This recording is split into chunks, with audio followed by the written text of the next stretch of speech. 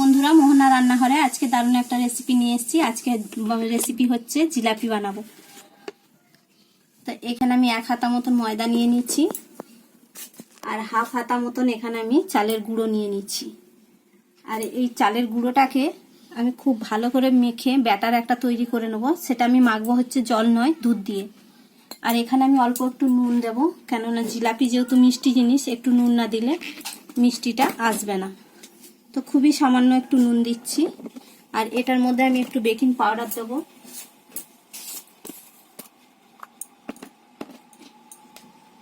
এক চামচের হাফ চামচ দিচ্ছি। এবার অল্প অল্প দুধ দিয়ে আমি এটা মেখে নেব।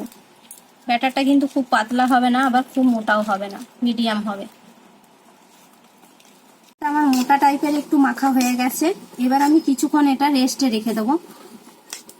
ব্যাটারটা যতক্ষণ রেস্টে থাকে ততক্ষণে আমি এখানে চিনির রসটা করে নিই। এখানে এই কাপের 1 কাপ মতন চিনি নিয়েছি, আর এই কাপের মাপের হাফ কাপ মতন আমি জল দিয়ে দিচ্ছি। আমি চিনির রসটা তৈরি করে নেব। এটা কত সুন্দর ফুলে উঠেছে। এটা আরেকটুখানি ফাটিয়ে নেব। আমি এখানে একটা টাটা নুনের প্লাস্টিক নিয়েছি, ধুয়ে নিয়েছি খুব ভালো করে। আর এখানটা একটু কাঁচি দিয়ে আমি ছিদ্র করে নেব। চিনির রসটা হয়ে গেছে, দেখো অনেকটা ঘনত্ব লাগছে।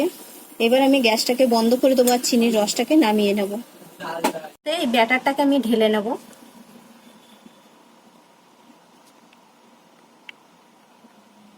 মধ্যে ঢালা হয়ে গেছে। এবার আমি চলে যাব গ্যাসের কাছে।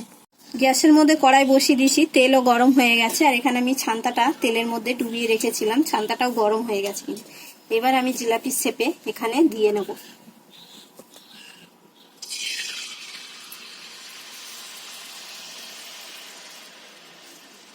এবার এটা আস্তে আস্তে ফুলে উঠবে আর নিজে নিজে ভেসে চলে আসবে। এখানে এরকম ভাবে একটু ছাড়িয়ে দিতে হবে।